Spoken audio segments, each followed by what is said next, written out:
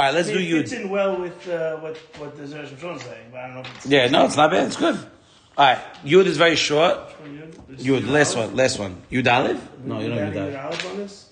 No, Eikev is just Yud, I think. No. You have Yud Aleph? Yeah, because it's one behind, one off. Yeah, but it just means that he switched one with the other. What's the start? But yeah, let's see. But is a great daf. Live. Every daf I looked up from Live is a good daf. The only thing I didn't find anything good on it, I think was Sotah.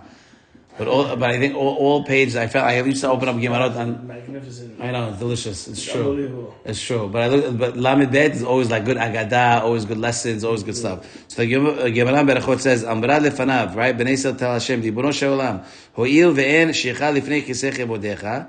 Right? Since there's no forgetfulness, nothing gets forgotten in front of you. Shema lo tishkach li ma'aseh egel. Maybe you're not going to forget that I did the egel. I made teshuvah, but maybe you're not going to forget it. Amar Allah, what does Hashem tell Bnei Yisrael? Gam ele tishkachna. Right? These also I will forget. Amra lefanav, Bnei Yisrael answer. Ho'il ve'yeshicha lifnei kisei bodecha. So, but now if you're going to say that there is forgetfulness in front of kisei kavod, maybe you're going to forget about Sinai. Maybe you're going to forget that she gave me the Torah, and you might, sell me out to somebody else.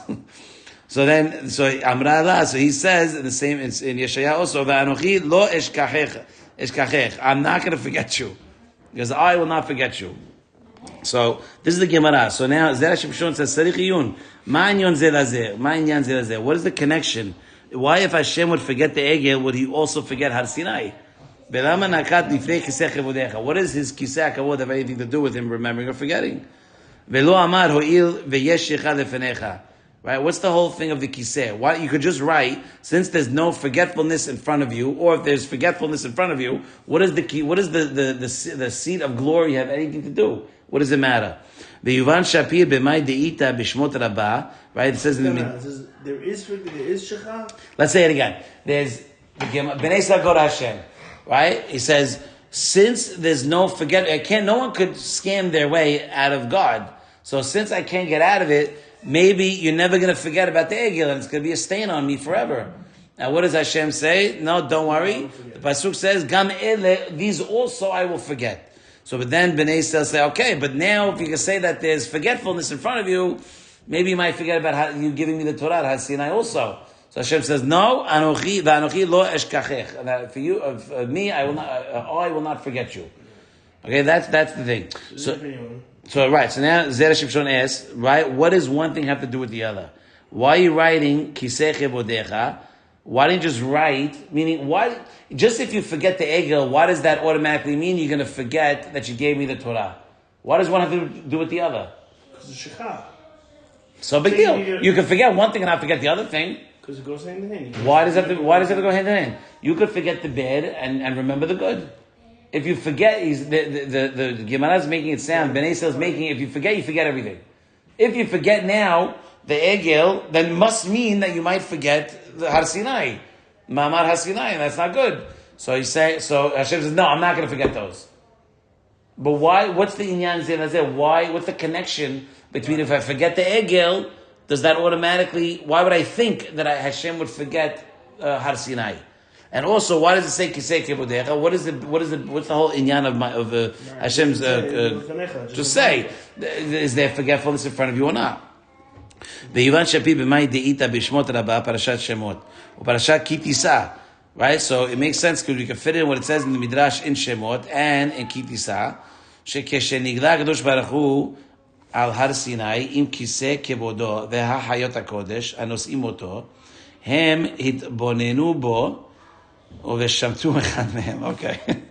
We are the most dysfunctional marriage, I tell you.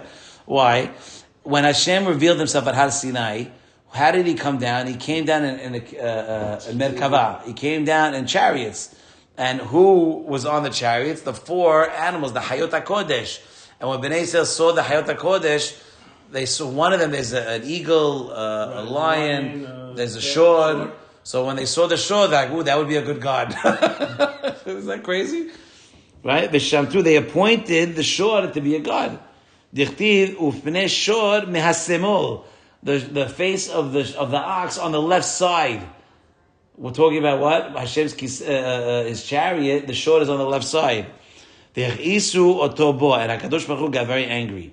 V'zeu shamal Moshe, this is what he tells Moshe, ra'ora iti. Alright, I see two things, you see one thing. It says, Ata ro'eh re'yah had, v'ani ro'eh sheteh re'yot. Right? So what does it say? What are the two sights? Moshe sees one. Huh? Right, except for the Torah and the Jewish people sitting at the Eikev.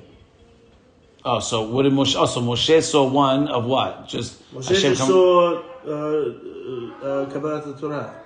Okay, fine. He saw Kabbalat Torah. V'ani ro'eh shtei re'yot. I see the Kabbalat Torah. I also see the Eikev. What's coming next? Okay. U'ma'ata davar mevo'ah. Now it makes sense. She'im yishkach ma'aseh ha'egel. If he forgets the Egel, he has to also forget how the Egel came there in the first place, which was the shod on his, which was the shod, the ox that was on his chariot. It's not like one happened 1 year apart. It happened on the same day, right? It happened at the same time. Happened at the same time. So if you're gonna forget one, they saw it. You can't forget this part that's connected to the other part, right? The Kabbalat Torah shaita be'oto ma'amad. The kal le'avin, easy to understand. That, by the way, I hate it when it says the kal le'avin and you don't understand. Yeah, that's the worst. It makes you feel like that's the worst. It really does. You understand? The Gemara Berachot says it's gorgeous. The Gemara Berachot says that Bnei Yisrael tell Hashem, I feel that since there's no forgetting in front of you, maybe you're never going to forget the Egel. It's going to be on me forever. Hashem says, don't worry. Gives a pasuk. I forget even those. Then Bnei Yisrael says, oh well, shoot. Well, if there is shechicha in front of you, maybe you're also going to forget how to Sinai that happened to me.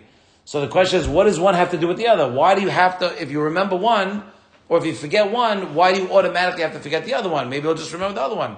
And we explained that. It explains it in the Midrashim that when Hashem came down with the Merkava, he had his Hayot HaKodesh, which we say every day. Hayot HaKodesh, Bera'ash Gadol, Mitnaseim, Le'omatam Shebachim Omerim, Baruch Hashem, right? So the Hayot HaKodesh had 4 animals. The left one was the shor, was the ox.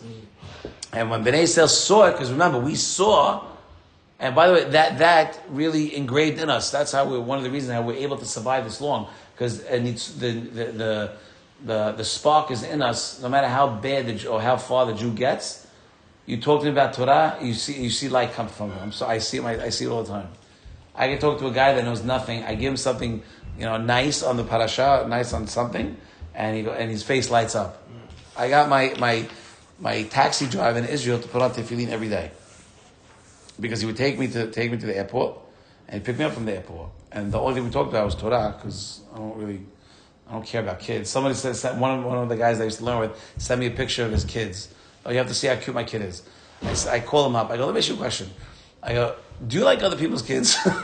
He goes, no. I go, so what makes you think I'm going to like your kids? So he goes, what do you mean? I go, no. So I tell him, if you want to be real, if you want to be my friend, then be real. Don't send we have to be nice, like fake nice. Be real nice.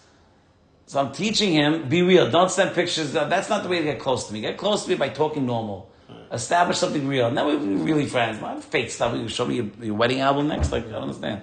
So over here he's saying that since you remember because by the way, it also says that Hashem caught it.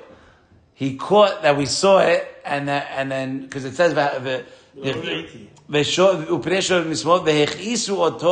Hashem got angry on, like he caught us, and because he knows everything, he caught us, and he basically told us. And this is what Hashem said. This is what Hashem tells Moshe. Ra'ora iti. You see one thing, I see two. You see the Hayat HaKodesh and Ma'aseh Merkava, and you see the Luhot. I see all that, and I also see what's coming next. It ain't pretty.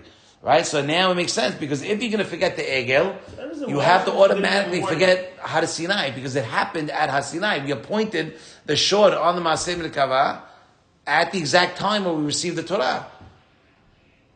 You understand? Yeah, they had a point. We had a point. So Hashem said, don't worry. We always know Hashem's going to protect us. He loves you. He loves you.